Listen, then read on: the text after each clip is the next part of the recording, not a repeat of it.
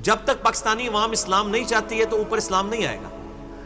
آپ کو یہ دھوکہ ہے کہ پاکستانی عوام اسلام چاہتی ہے. آپ آج ریفرینڈم کرا لیں کہ کیا ایسا قانون بنایا جائے کہ پاکستانی مرد داڑھی ضرور رکھیں ورنہ ان کو جواب نہیں دی جائے گی, تو کیا خیال ہے؟ تو آپ کیوں کہتے ہیں کہ پاکستانی عوام اسلام چاہتی ہے؟ کوئی نہیں چاہتی ہے, ورنہ آپ کو بھی پتا ہے ریفرینڈم میں یہ جواب نہیں آئے گا. تو اس کا کیا مطلب ہے کہ آپ رائے عامہ ہموار کریں کہ پاکستانی عوام اسلام چاہے.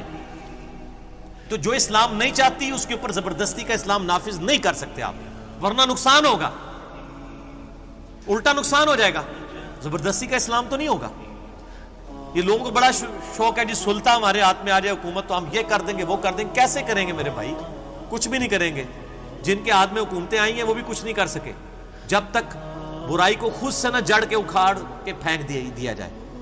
اس طریقے سے نہیں ہو سکتا, ہر بندے نے خود فیصلہ کرنا ہے. اسی طریقے سے آپ ریفرینڈم کرائیں, پاکستان میں 50% عورتیں ہیں نا آلموسٹ, کہ آپ کہیں کہ جی ہم ریفرینڈم کرا رہے ہیں کہ کالج میں اسی لڑکی کو داخلہ دیا جائے گا جو چہرے کا نقاب کرے. چلو چہرے کا نقاب تو ذرا مشکل ہے, حجاب کرے اور بال کھولے نا. آپ دیکھ لیں کتنے % ووٹ اس کے حق میں آئیں گے. اور یار ہماری پنجاب حکومت نے کچھ عرصہ پہلے یہ کہا کہ جو بچی حجاب کر کے آئے گی اسے 5 نمبر فالتو دیے جائیں گے. ٹی وی پہ سارے پیڈ اینکر جتنے آگے بیٹھے ہوئے ہیں ساروں کے اندر کی غلاظتیں باہر آنا شروع ہو گئی اسلام کے خلاف. آپ کیا بات کرتے ہیں؟ کوئی حق میں نہیں بولا, ساری خلاف بول رہے ہیں. میں تو ترس گیا کہ کوئی ایک بندہ بھی جرت کرے. تو نہ ہمارا میڈیا نہ ہمارے عوام یہ چاہتی ہے کہ اسلام آئے. اس لیے پھر بہتر یہ ہے کہ اسلام لانے کی بجائے پہلے ان کو مسلمان کرنے کی کوشش کریں, رائے عامہ ہموار کریں, جو ہم کرنے کی کوشش کر رہے ہیں. زبردستی سے کچھ نہیں ہوگا, ٹھیک ہے جی؟ زبردستی کے اسلام کا کوئی فائدہ نہیں. میں اکثر کہتا ہوں کہ آپ بریلویوں کو ایجوکیٹ کریں کہ وہ مزارات خود توڑیں. کوئی مزار پاکستان میں نہیں ٹوٹنا چاہیے جب تک بریلوی اپنے مزارات بنائے ہوئے خود نہ توڑ دیں, اتنے وہ ایجوکیٹ ہوں. جیسا کہ مشرکین عرب سے نبی علیہ السلام نے ان کو اسلام میں داخل کیا, انہوں نے بت توڑے تھے. حضرت خالد ابن ولید جو بتوں کے سب سے بڑے ڈیفینڈر تھے, فتح مکہ والے دن اگے سارے بت وہ پان رہے سن.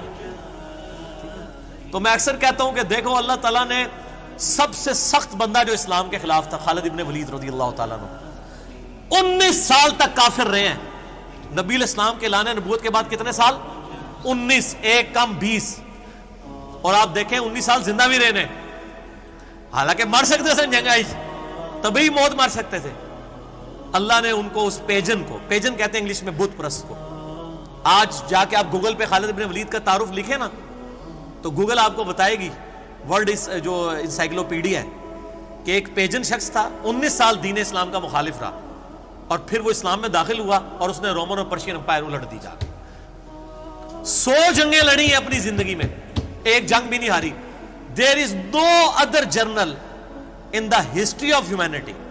انسانیت کی تاریخ میں کوئی ایک جنرل بھی ایسا نہیں ہے سوائے خالد ابن ولید کے جس نے ساری جنگیں جیتی ہوں. سکندر اعظم بھی جنگیں ہارا ہوا ہے, اور ایسی جنگیں جیتی ہیں کہ غزوہ احد میں کافروں کی طرف سے ہے وہ بھی جنگ جیت کے گیا. نبی علیہ السلام کے دانت شہید ہوئے خالد ابن ولید کی وجہ سے, اور حضور کے لیے آپ علیہ السلام کی مبارک زبان سے دعائے ضرر یعنی بددعا نکل گئی خالد کے لیے. اور قرآن میں آیا کہ نبی علیہ السلام آپ کو کوئی اختیار نہیں ہے, اللہ چاہے تو ان کو ہدایت بھی دے سکتا ہے.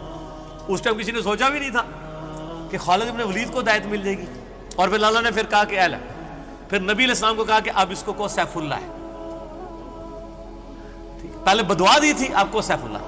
یہ چیز اللہ تعالیٰ کیوں کرواتا ہے؟ کہ اللہ یہ بتانا چاہتا ہے کہ میرا اختیار ہے, کوئی فرشتہ, کوئی پیغمبر, کوئی بزرگ, کسی کے اختیار میں کوئی چیز نہیں ہے. میں جسے چاہوں ہدایت دوں, میں چاہوں تو ایک ایسا شخص جس کی زبان میں لکنت ہو, جو اپنی بات بھی صحیح طریقے سے لوگوں سے نہ کر سکتا ہو, اس شخص کے ذریعے 300 سال کی فرعون کی حکومت الٹ دے. موسیٰ رضی اللہ تعالیٰ عنہ وعلیہ السلام, سیدنا موسیٰ علیہ السلام, ٹھیک ہے جی. میں چاہوں تو ایک ایسا شخص جس کو کوئی دائی لینے کے لیے تیار نہ ہو, یتیم ہو, اس کے ذریعے میں رومن اور پرشین امپائر کی ہزاروں سال کی حکومتیں ختم کروں, اور ایسی ختم کروں کہ دوبارہ کبھی مذہبی جبر نہ آئے. آج دیکھ لیں نبی علیہ السلام نے جو پریڈکشن کی تھی نا, اب قیامت تک کبھی کیسر و کسرا نہیں ہوں گے, نہیں ہوئے. حالانکہ عیسائیوں کی حکومتیں موجود ہیں لیکن کیسر و کسرا نہیں ہے. کیسر و کسرا اپنے مذہب میں داخل کرتے تھے. آج ٹرمپ کے سامنے بھی جب تلاوت کی جاتی ہے نا وہ بھی ایسے کر کے سنتا ہے. مذہبی جبر ختم ہو چکا ہے. یوٹیوب آپ کو کافروں نے دی ہوئی ہے. اس زمانے میں فرعون کے سامنے کوئی آیت پڑھ کے بتاتا تورات کی تو اس کو گردن اتار دیتا. آج ٹرمپ کہتا ہے جی پڑھو تلاوت کرو میں سن رہا تے اگلے رمضان کی افطاری بھی وائٹ ہاؤس ہی ہوئے گی تہاڈی. سرکار یہ کہاں سے ہو رہا ہے؟ مذہبی جبر اسلام نے ختم کیا آ کے. نبی علیہ السلام نے مذہبی جبر ختم کیا ہے. یہ وہ مذہبی جبر ہے جو صرف نبی علیہ السلام کی مبارک دعوت سے ختم ہوا ہے. آپ علیہ السلام سے پہلے یہ مذہبی جبر ختم نہیں ہو سکا.